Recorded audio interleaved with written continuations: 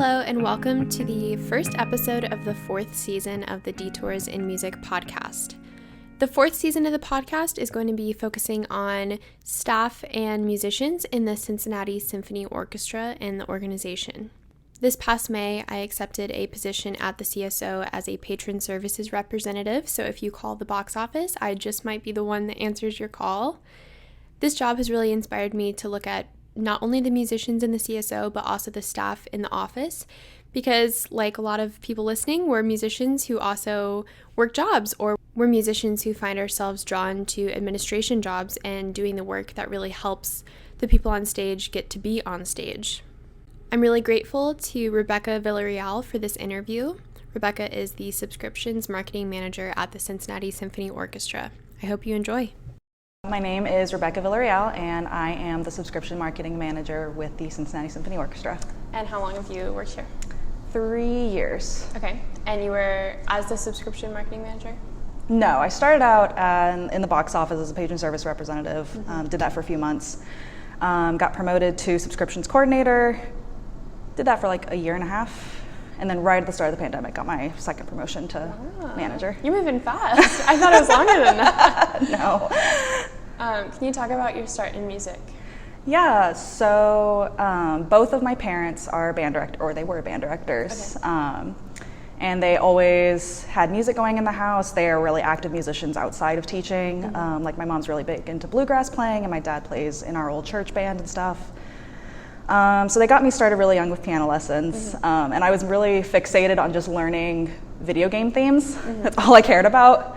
So that didn't go very well, but it was a great start. Yeah. And then in 6th grade, everyone in Texas has to do a fine arts class, so band, choir, orchestra, so I did band, obviously. It's really funny, I was actually supposed to play the oboe. Okay. I was really fixated on that. I thought it was such a cool instrument. Yeah. But I ended up having to need a jaw surgery that people knew about like really early on. So they were like, percussion's the only thing you can do. And I was like, that's fine with me because my dad's a percussionist. Okay.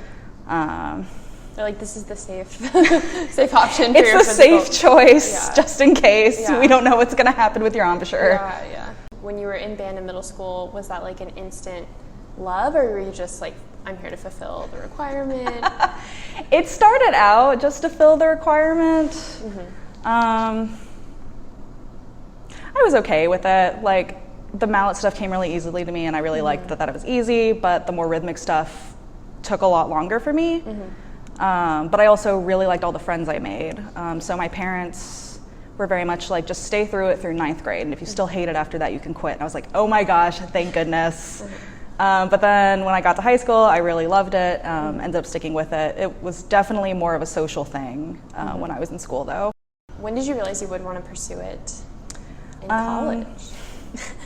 So I started out in college as an English major, and I was minoring in Chinese.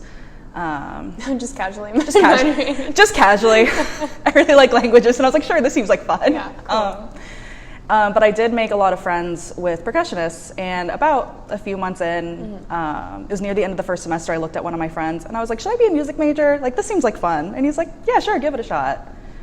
So I ended up auditioning, getting in, switching to music education after that, and all went from there. Yeah. What school were you at? I did my undergrad at the University of North Texas and my master's at CCM. Great. Why did you attend those schools? Sorry.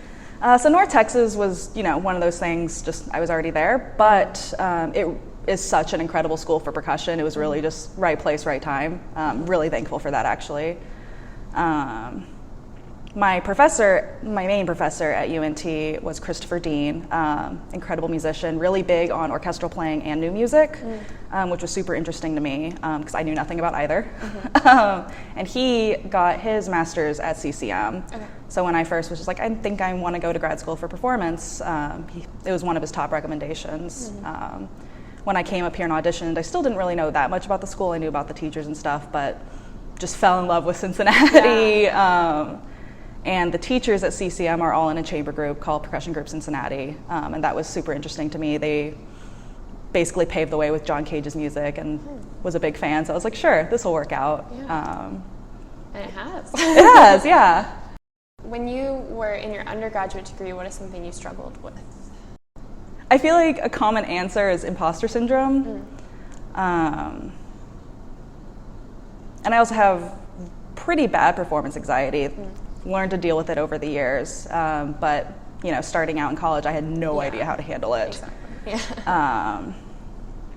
So I think those two combined create a lot of struggle. But it was really nice because it kind of gives you a way to grow, trying to find ways to persevere through it. What, for you, has helped the most, you think, in those areas? Therapy. Yeah. It was nice because at North Texas, they actually have a therapist on site that works with musicians. That's awesome. And it was just incredible to learn about all these different techniques. And my professors were also really recommending of different books and stuff and methods and getting into like a meditation practice and starting to do yoga and all of that. I really liked that everyone who was giving me advice and helping me was giving me methods outside of like the actual act of doing it, just to give me the tools to be more successful in the moment. Yeah, to kind of separate the music making from like the mental, mental games. I feel like musicians, especially ones that struggle with anxiety, it's so easy when you're in the moment to take it all so personally, and you know, you have such an intimate relationship with your instrument. So if something doesn't go well, it's so hard to not protect. Yeah, exactly. Yeah.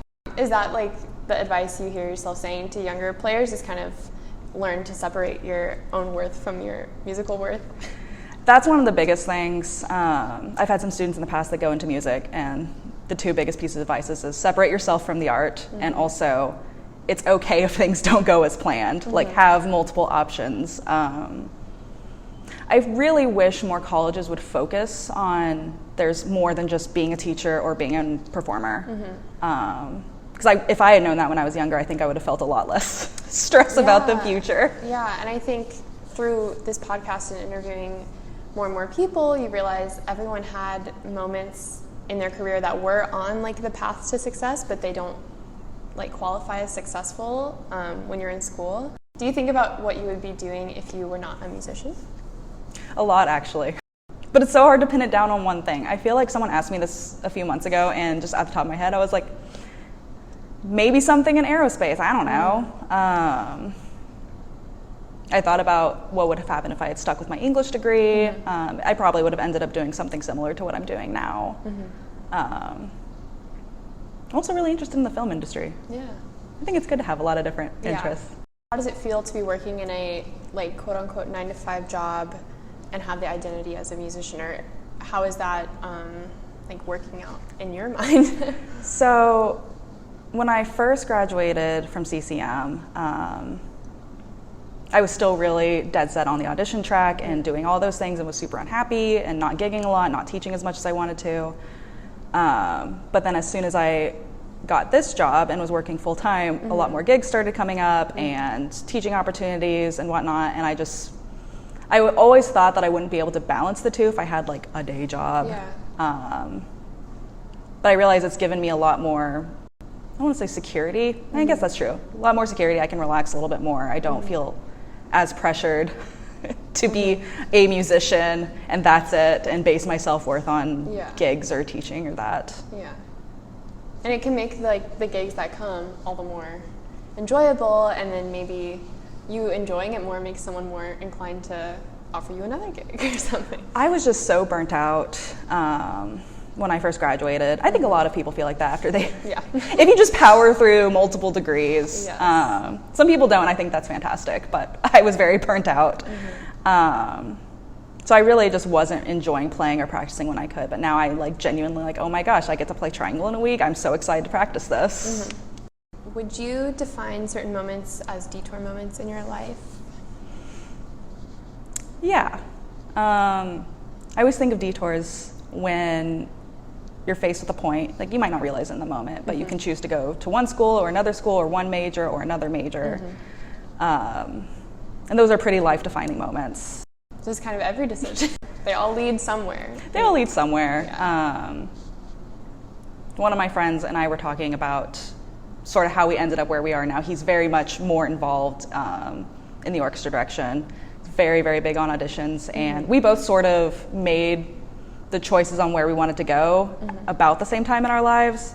So So he got really, really involved with auditions at the same time that I was like, I'm more interested in the administrative and talking about orchestra. And just sort of reflecting together on like how that has affected our lives since then. Yeah. Do you think it's been a positive for you? I think so. Good. I really like my work. I really like telling people how great the Cincinnati Symphony is. Yeah. There's a lot of times where I have interactions with our subscribers, and they're just like, oh, you're a musician, how'd you end up here? And it's like, yeah, I enjoy talking about it more than I enjoy auditioning for it. And they're like, yeah, that makes sense. What are some skills you think people need to have in order to kind of transfer into the administrative world? Flexibility. I think just a genuine curiosity for the work that they're interested in doing. I've seen a few people at other organizations that are a lot more focused on the art that they're doing outside of the job, and they still do a good job, but they just don't seem as happy. Yeah. And I also understand the necessity of it, but I also just want them to be able to do the work that makes them the happiest and not feel like they're stuck doing this just to make a living. Yeah. What drew you into working here? What got me started is just, I had a friend who was working in the box office when I applied, and they said it was a great place. I was like, sure, sounds great, need an extra job. And then once I started working here, it was just so cool to see all the other things that go into making an orchestra happen. Yes. And I was just really curious about that. My boss at the time, after a few months, had encouraged me to apply for a full-time job. And getting into that was even more eye-opening. I had no idea, like, all the fundraising stuff, all the different marketing efforts, what artistic and production actually does, how everything works together. It was super fascinating. Yeah. I mean, the first day that I had to meet with people and sign papers, I came into the office and I was like, what? I felt like I was at Google. You would never know that there's this huge beehive of workers at music hall every day, and that was the coolest thing. I was like, what job is that? There's so many jobs, and the reason you never know is because it obviously works, and the machine is running, the train is on the track. But I was like, this is really awesome, and I don't think as a patron previously I'm not noticing this, and that's kind of a good thing, but it is really cool to peek inside. I remember when we did our tour of the offices, I looked at someone else and I was like, oh my gosh, I want to work back here. It's so sleek and cool. Exactly. I was like, they have desks that stand and everything's white and modern. What are your current goals for your job here? I'm still figuring that all out.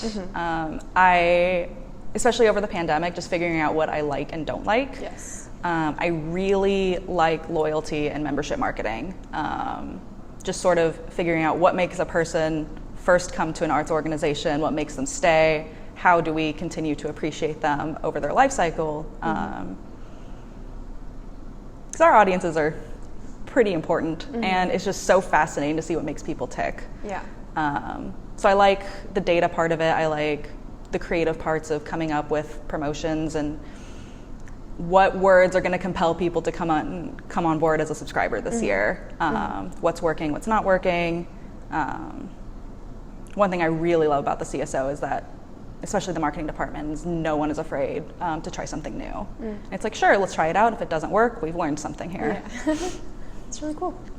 I hope you enjoyed listening to my conversation with Rebecca, and if there are any other roles in an administration, such as the Cincinnati Symphony, that you would like me to speak to someone and learn more about what they do, please send me a DM on Instagram, or you can email the podcast at detoursandmusic@gmail.com.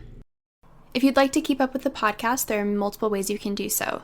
First of all, you can go to our website, which is detoursandmusicpodcast.weebly.com. You could also subscribe to our YouTube channel, also called Detours and Music Podcast.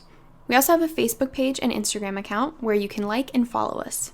The Detours and Music Podcast is available everywhere that you listen to podcasts, but on Apple Music podcast apps, you can subscribe and rate us. If you ever want to get in touch with me and give more direct feedback, you can email me at detoursandmusicpodcast@gmail.com.